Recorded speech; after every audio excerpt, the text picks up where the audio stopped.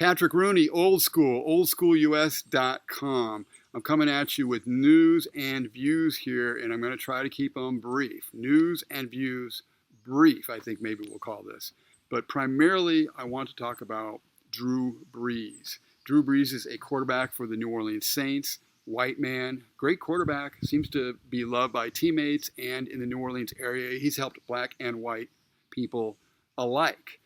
Drew Brees has come out and said that the national anthem, people are disrespecting when they kneel down, like Colin Kaepernick and others, kneel down for the national anthem. They are disrespecting the flag. They're disrespecting America. I will never agree with anybody disrespecting the flag of the United States of America or our country. Let me just tell you what I see or what I feel when the national anthem is played and when I look at the flag of the United States. I envision my two grandfathers who fought for this country during World War II, one in the Army and one in the Marine Corps, both risking their lives to protect our country and to try to make our country and this world a better place. So every time I stand with my hand over my heart, looking at that flag and singing the national anthem, that's what I think about. And in many cases, it brings me to tears, thinking about all that has been sacrificed, not just those in the military, but for that matter, those throughout the civil rights movements of the 60s and everyone and all that has been endured by so many people up until this point. Drew Brees is 100% right. But we can't have that in the sports world these days or in this woke culture that we're in, because they came down on him like a ton of bricks and pressured this guy, said, oh, this guy's wrong, and people were taking out after this guy. And just for saying the most normal stuff in America today, people will come after you. Now, I understand Drew Brees is in a sport that's dominated by blacks, that he is dealing with the media, who's always hateful. I get all that. And so Drew Brees busted down, like white people are so often doing these days, broke down and made an apology today and said, oh, I'm sorry, I made people feel bad, and I'm sorry, what can I do? I love black people, right? This kind of thing. Americans cannot afford, of any color, cannot afford to back down anymore in the face of the mob. And especially I see this going on with white people. They are so quick to want to apologize for anything that's ever happened to black Americans. Look, we fought a war over this already, okay? A lot of white people died in the Civil War, okay? We had faced a whole war that tore our country apart. We've dealt with this. We've dealt with everything we can to make America right, and we always will. So whatever we're doing that's not right, good people are always trying to do right. But this is really not about correcting things. This is about people getting fired up, thinking because the media is pushing them, their culture is pushing them, a lot of the black activists are pushing them. Black Americans are much more guilty of injustice than white Americans on a whole. Andrew McCarthy said that institutional racism among police, let's look at the numbers, about twice as many white people as black people are killed by police. In fact, about 75% of police shootings, the descendant is not black. Nobody wants to hear that stuff anymore. All they want to do is rile people up against America and hate America. And I'm not going for it anymore. And I think white people need to wake up. I mean, do right, of course, by black people, people by any race. That's the way decent people act. But don't cater to the mob. Don't cater to the wrong things. Don't cater to everything that's wrong in the black culture. There are blacks who are out there doing amazing things. But there is also a malignant black culture. And it's time we faced it. It's time black people face the malignant black culture. And it's time that white people did. And quit apologizing.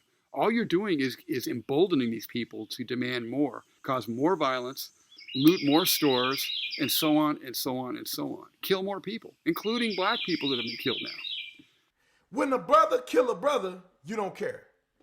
When the police officer, former police officer, 77-year-old man, retired captain on the police department, done spent 38 years of his life protecting and serving, show up to a call for service, show up to protect the pawn shop, being a good Samaritan, a good citizen, a good man, a good father, a good grandfather, a good leader in the community, and you show up because you want a TV, and you take that man's life, and y'all video record him losing his life, Nobody renders aid, and the man who did this probably ain't never gonna get caught because y'all won't even snitch.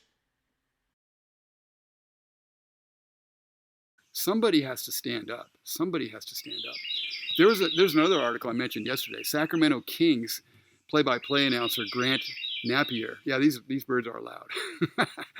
Hey man, someone on Twitter made a tweet to Grant Napier saying, "What do you think about BLM?" Well, I've already told you what I think about BLM. They're a hateful, racist organization, and all Americans. I mean, if people were given the news and shown with the actual news, everybody would pretty much see that. In Minnesota, chants from Black Lives Matter protesters are drawing disgust from police. The protesters took to the streets Saturday in St. Paul outside of the state fair, yelling, quote, "Pigs in a blanket, fry 'em like bacon," end quote. But this guy said, in response, he says, "What do you think about BLM?" He says, all lives matter. All lives matter. We've heard that all lives matter before, right? No, that wasn't good enough for the mob. The mob said, "Oh, all lives matter. You can't say all lives matter anymore." Guess what? Sacramento Kings fired this play-by-play announcer. And to make matters worse, this man groveled afterwards. He was fired. Said, "Oh, I'm sorry. I didn't know. I said something dumb. I didn't realize. I'm God, this is horrible." Nobody respects this. No black person really, they say they agree with you. No black person respects this. And no white person respects this. No American respects weakness and cowardice.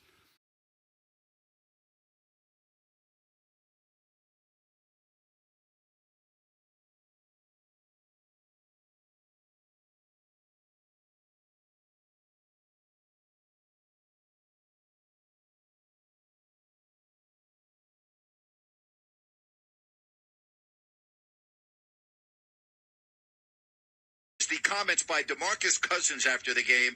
If there is any player in the NBA that should not be talking about fan behavior and about how they treat athletes as opposed to people, it's DeMarcus Cousins. This guy is the rudest, crudest, most vile player that I've ever been around in my 31 years of covering the NBA. He should not be speaking on this in any way, shape, or form. He doesn't have the forum, shouldn't have the forum, and is the worst possible person to ask a question about the fans. I have witnessed not once, not twice, not 10 times, not 20 times, not 30 times, not 40 times. I have witnessed over and over and over and over and over again DeMarcus Cousins cursing at fans for no reason at all. I've seen him curse at women. I've seen him curse out people at the airports. I've seen him curse in front of ladies that have nothing to do with the sport that he's playing. For him to be talking about the fans, shame on him. Shut the hell up and for once act like a freaking professional. You got run out of Sacramento, you got run out of New Orleans, and I'm telling you right now, you're getting run out of Golden State because they're tired of your act. And if you don't believe me, just wait until the finals are over when you hear about how they were glad to get him out of Golden State.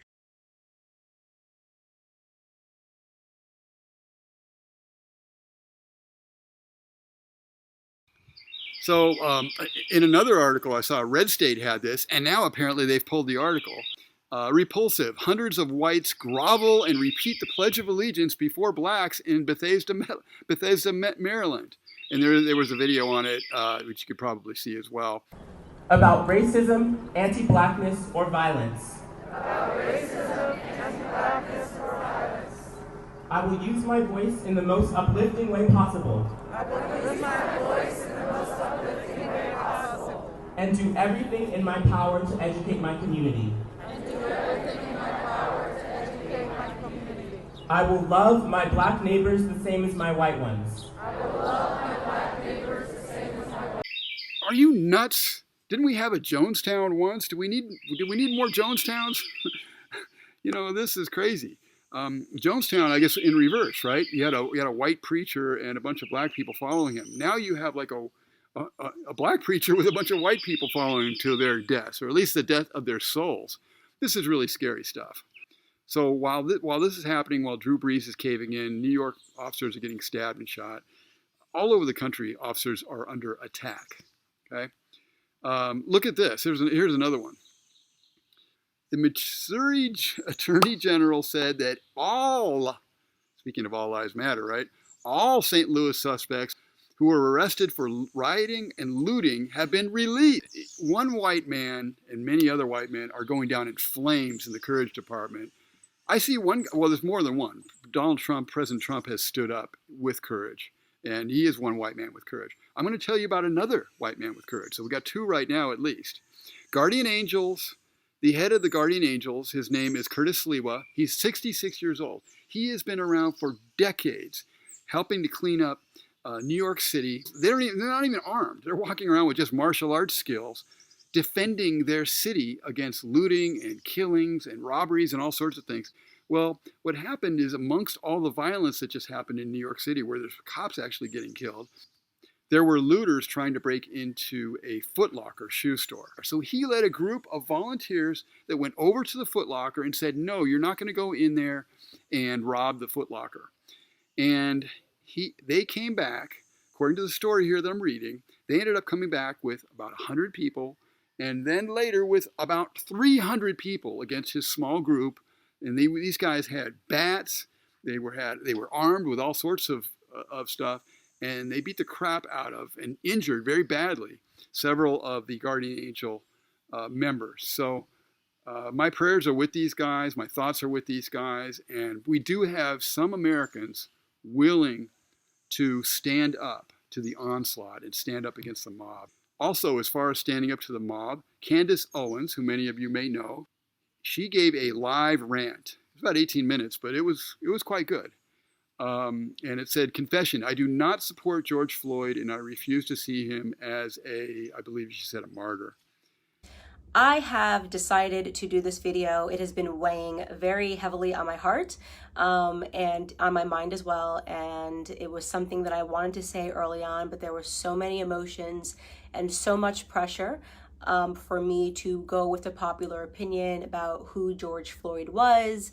And sometimes it can be difficult when there are just so many external pressures to say what you believe. And this was an instance where I felt like my silence would have been better in the beginning, but the more that I think about it, I realize that we are being sold a lot of lies, and at the detriment to the Black community, at the detriment to the white community, and at the detriment to America as a whole.